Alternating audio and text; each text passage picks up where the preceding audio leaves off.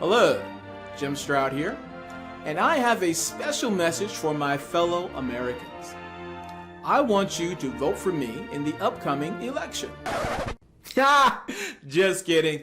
I'm not running for public office, and if I were, you probably wouldn't want to hear about that anyway. Why? Well, according to SHRM, the Society of Human Resource Management, they did a survey that said this.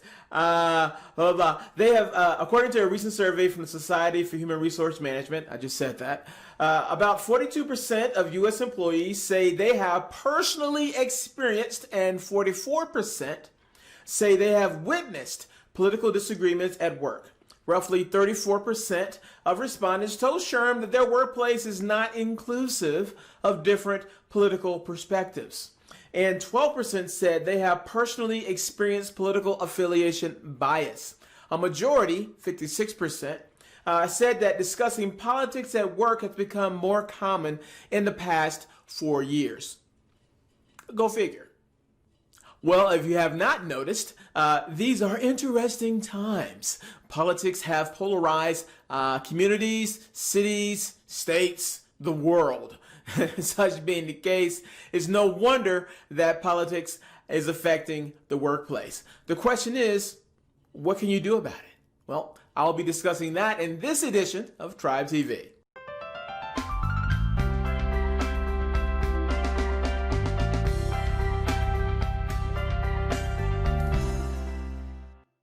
Political views have been the focal point of a lot of workplace drama lately, but this has been going on for at least a few years. I remember when Google fired this guy, James Damore, yeah, he was a software engineer over at Google, and they fired him over his opinion on gender stereotypes in the tech industry, something like that. Google has sacked the male engineer who claimed that gender inequality in the tech industry may be partly down to biological differences between men and women. In an internal memo, James Damore accused the internet giant of pushing a politically correct monoculture, shaming dissenters into silence and stifling debate on diversity. It looks like when the memo first went out, at first Google did nothing, and as it started leaking out to tech blogs and to the press, finally Google was forced to send its own response. They basically said that, they don't endorse this viewpoint, they don't agree with this, and that Google supports diversity. Google's chief executive, Sundar Pichai, has cut short his holiday to deal with the fallout. Management has written to employees saying parts of the memo crossed the line by advancing harmful gender stereotypes. Damore has received support in conservative media outlets, with some commentators claiming the dismissal is an example of corporate intolerance for alternative views that don't follow a left-wing politically correct bias. The sacked employee says he's looking into possible legal action. Debate has raged in the tech industry over its treatment of women, many firms saying they're working to redress inequality. And then there's the thing about Amazon's employees and climate change. FYI, Amazon employees say the company has threatened to fire some of them for publicly pushing the company to do more about climate change. They say Amazon sent letters to people warning them about speaking to the media. Some employees have been vocal about the company's role in impacting climate change. Amazon says that employees can suggest improvements to how it operates within the company. Thanks for reminding me. I totally forgot about that. Microsoft employees protested a bid for a Pentagon contract. Gizmodo reports last week Google dropped its bid for the Joint Enterprise Defense Infrastructure, or JEDI, a massive military cloud computing contract, potentially worth up to $10 billion, amid employee backlash and concern the project could violate their AI principles. Now, an open letter claiming to be from an unspecified number of Microsoft employees is urging the Redmond, Washington-based tech giant to also back down from its own JEDI bid. In the letter, which was published on blogging site Medium, the employees wrote that they joined Microsoft with the expectation that the technologies we build will not cause harm or human suffering. They also accused Microsoft executives of betraying the company's artificial intelligence principles. And out of all of the examples I could cite, and there are several out there, I want to share this one because this was the most disturbing. Put this, yeah, please put that, yeah. Okay, so let me quote this one. The LA Galaxy soccer team cut its 29-year-old Serbian forward Alexander Katai on Friday, not because of anything he did, but because of his wife, report Deadline and CNN. So this is the gist. So I won't quote the whole article, but this is the gist of the article. So what's the guy's name again? Alexander. No offense, Alexander. Alexander is at the job doing his thing, practicing his kicks for soccer or whatever they do, right? And while he's there, his wife is at home. She's looking at the protests, and she starts tweeting out some offensive remarks. And I'm not going to post in here that they were offensive, right? And so she posted the remarks. And then people saw that she was married to the soccer player. So they started lobbying for the soccer player to be fired because of something his wife did. Now, when Alexander found out, he said, "Whoa, I don't support that, and I am totally against that, and I apologize for what my wife did." But nonetheless, he got fired anyway. So is this where we are in America today? You could be fired for something that someone else said that's somehow connected to you. Is that fair? Is that right? So as a manager or HR professional, you probably just want all political discussion to be banned from the workplace.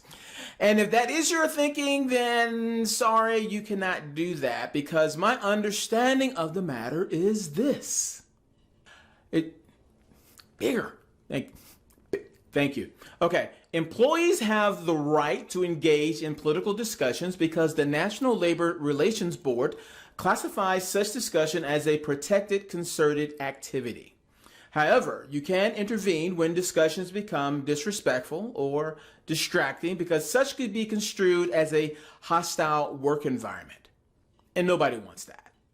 All that being said, I am not a legal expert, so do not consider what I have to say as legal advice. Please consult your own attorneys, your own employment law attorneys. However, that being said, I do have a few suggestions that would be some great guidelines for the office. And here are 3 points to consider. Point number 1, don't discuss politics in the office. Why? Think of your political views the same way you regard your sex life. It's a personal matter, not a professional one. In a perfect world, your coworkers may know that you vote, but they don't know how you vote. Sort of like sex. People know you have sex, but they don't have to know how you have sex. Okay, let me get away from that. It creates bias. You might start to make assumptions and harbor resentment towards your coworkers once they learn your political leanings, and this could lead to a less than harmonious working relationship that stifles productivity because you can't stand to be around them anymore because they don't agree with you politically. It makes workers feel isolated or could make them feel bullied. Being the only Republican, the only Democrat, the only Libertarian or Green Party supporter or fill in the blank need not be awkward, just so long as you veer away from political discussions. In some cases, political discussions intersect with social issues, and as such, voicing a strong opinion on such political matters as, same-sex marriage could lead to some employees feeling discriminated against.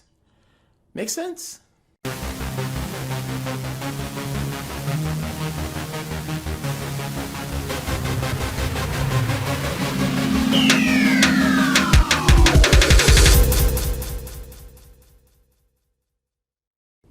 And now it's time for some shout-outs. Denise, when you suggested I watch The Tale of O, another video came to mind.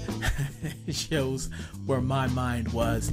Greg, I like the idea of remote workers meeting online once a week to play games. Great way to build a team.